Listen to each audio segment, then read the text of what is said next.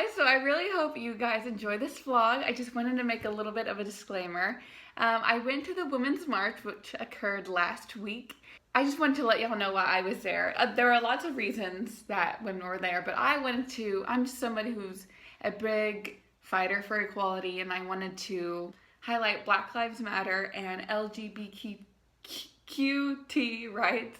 So that's why I went. The other protesters have their own signs and I have mine, and whatever signs you see may or may not share my own opinions. I really hope you enjoy the vlog, and I'll see you at the end of this video. We're here. We got our posters. Got my poster. Wait, what is it again? She's totally changed her look. I've got to use some Tic Tacs just in case I start kissing her. You know, I'm automatically attracted to her. I just start kissing.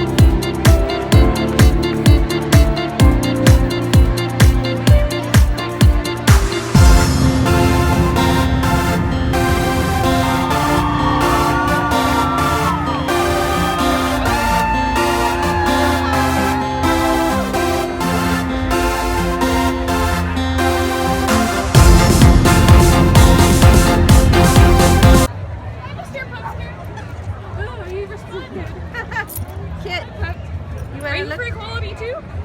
Huh? A nice pup. Yeah, she is. Did you see her signs yet? Let's get this party started. You ready?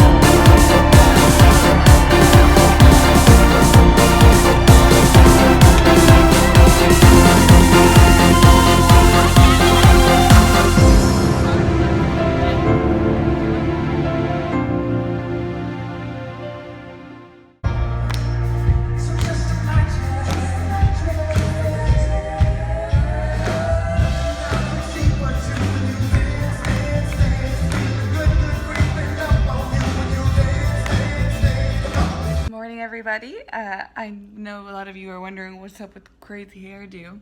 Well, right now I'm about to go to the dermatologist. I've never been to a dermatologist before, but I really have been putting this off for a long time because, so the reason for the hairdo was I really wanted to part my hair so that it was really easy for the dermatologist to see like these weird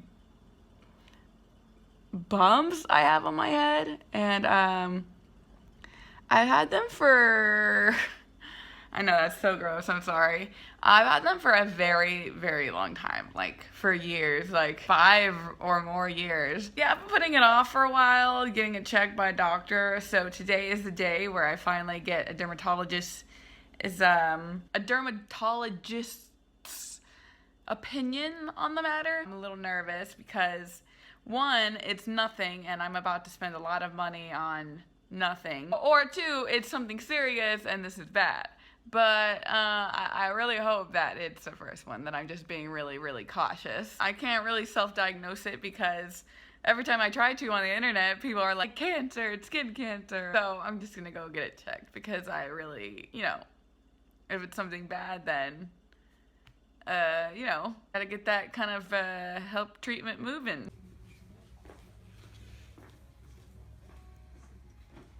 I'm in the room.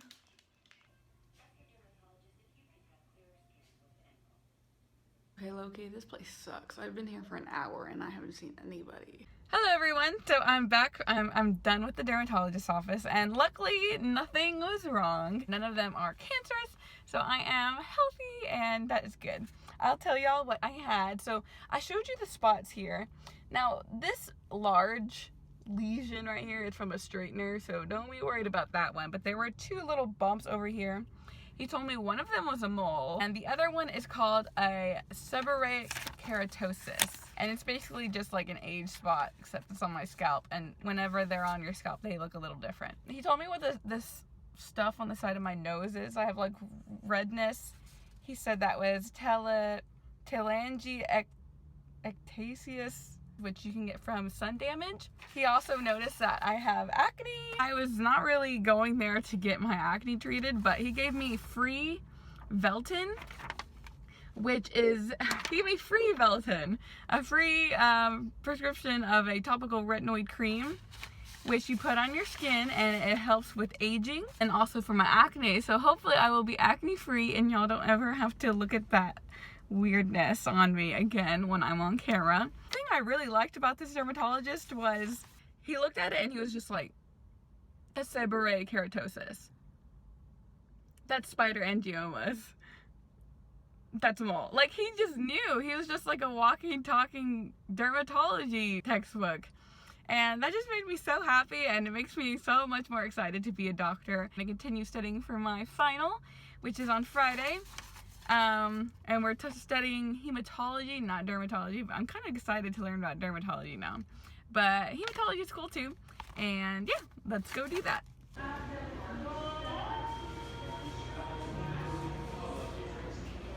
So a lot of you guys have been asking for a how I study video, and like me actively studying, I'm guessing. And I've never done that video before, and I don't really know how it works. So I'm gonna try like a little preview right now, and let me know in the comments if I'm doing this right or what. So what we're gonna do right now is I have to learn quite a few chemotherapy agents for my test in 12 hours. So I have to learn them very quickly, and I'm gonna show you guys how I do that when I'm on a huge time crunch and I have to memorize like a bunch of drugs and a bunch of random facts. So these are all of the things that I have to remember about the chemotherapy agents, and as you can see, it's kind of a lot. And of course, I am short on time as my exam is in Friday at 8 a.m. So I'm gonna have to remember this within like an hour, because I have tons of other stuff that I really need to focus on. So yeah, let's do it. Before I get started, of course, I have just a whole bunch of white paper to use, and some pens, and some food over there, and my laptop, of course. So first I kind of broke this down into the major types. There's alkylating agents, there's anti-metabolites, there's microtubule inhibitors, there's topoisomerase inhibitors, and there's anti-tumor antibiotics. And these are all types of chemotherapy agents used to fight cancer. And what they do is they basically stop cells from dividing and DNA from being synthesized. The main things I'm going to remember is what they are, what their mechanism of action is, and the main adverse reaction.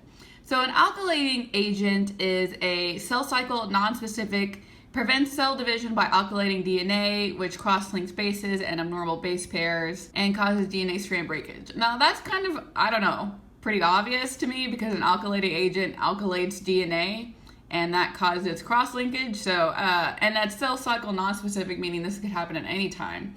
That one seems pretty self-explanatory. An anti-metabolite, just from the name, says that you cannot metabolize, and it's a cell cycle specific drug. Acts primarily on the S phase, which is when you're synthesizing DNA. And the drugs are structurally similar to analogs to folic acid, purines, and pyrimidines, which is kind of what an anti-metabolite is. An anti meaning it's probably not real, or in this case, and a metabolite meaning you need these to synthesize DNA. And of course it's cell cycle specific because in S phase, where you synthesize DNA is a part of the cell cycle. So that one seems pretty obvious too. Microtubule inhibitors, I don't even have to read this, inhibit microtubules that you need for mitosis. That seems pretty, I feel like I know this without having to study, so I'm just gonna keep moving on. So basically for the major adverse effects, I went to the alkylating agents, and it's this whole page, and these are all the drugs, and I took the common adverse effects in each of these, and I'm basically just gonna remember those 3 instead of like the 10 different ones for each one because I don't have time. For the antimetabolites, I did the exact same thing. Nausea, vomiting are all very common within these drugs. So I'm just gonna remember those really important adverse effects. So I'm limited on time, right? So I'm gonna go ahead and remember the majority of these adverse effects using like some brain tricks. So for alkylating agents, it causes myelosuppression. A lot of these cause myelosuppression, so I'm just gonna assume that all of them do it. Okay, nausea, vomiting with antimetabolites. So when I think of metabolites, I think of eating, and you get nausea and vomiting after you eat something typically. For microtubule inhibitors, I'm kind of imagining a weird situation for neurotoxicity. I'm imagining a brain, like here are microtubules during metaphase and a brain is between them and it's about to get pulled apart. I know that's not what metaphase is at all, but that's how I'm gonna remember neurotoxicity and microtubule inhibitors. For topoisomerase inhibitors, basically what topoisomerase does is it relaxes DNA strands from twisting. Like DNA strands, like strands of hair, alopecia, strands of mucus. I know that's so gross. So now to remember the individual drugs, I'm just gonna do more brain tricks because that's all I got really. Phosphomide reminds me of phosphate, and phosphates remind me of a DNA backbone, and that's what we're alkylating. So I'm just gonna remember drugs that end with a phosphomide are alkylating agents, nitrogen mustards. These two end in mustine, and nitrogen mustards are a type of alkylating agent. So mustine, nitrogen mustards, alkylating agents. These all end with platin, so they're platinum derivatives. And I guess I'm just gonna remember that platinum derivatives are alkylating agents. Not really sure how.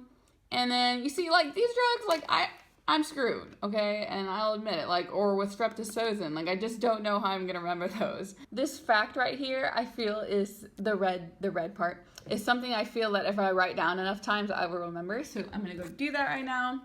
Acyclophosphamide, and this is gonna remind me that's an alkylating agent. Causes hemorrhagic cystitis. Did I spell hemorrhagic wrong? Which I think isn't this like blood in your bladder or something? For a lot of these anti-metabolites, so like I said, anti-metabolites are just analogs of different things that you need for DNA, like folic acid, purines, and pyrimidines. And it reminds me like guanine is in DNA, and purines, and uracil, like anything that has that reminds me of DNA base pairs is probably an analog of a DNA base pair, is probably an anti-metabolite. For the microtubule inhibitors, there's drugs that begin in VIN, and then there's drugs that end in taxol.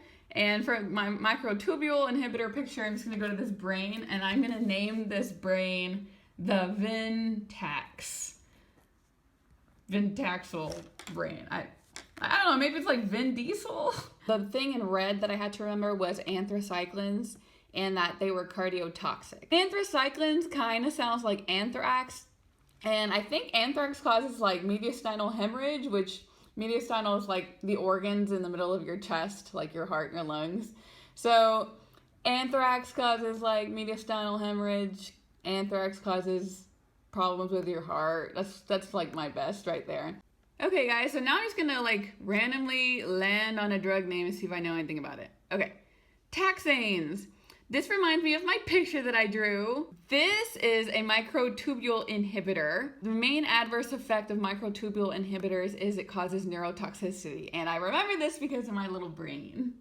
Sorry, my brain picture was actually over here. Yeah. Okay, I have finally completed studying. And it is 6:30. I don't have to get up for 30 minutes, so I don't know if you can say I pulled an all-nighter because I kind of get a 30-minute nap. Of course, you know the deal. I did a little bit more of my scribbling. that I usually do. There was a lot of cytokines and receptors to remember. I don't know, it just really works for me, and I feel like I know them pretty well. If this makes no sense to you, well, it still doesn't make any sense to me, so never mind. This will never make sense. I get that little silver dollar. That's like exactly how much I want right now. No, I'm glad because if I don't know now, you're gonna have to hear it. Oh god! Oh god! What about the one? Oh yeah! Do y'all see this?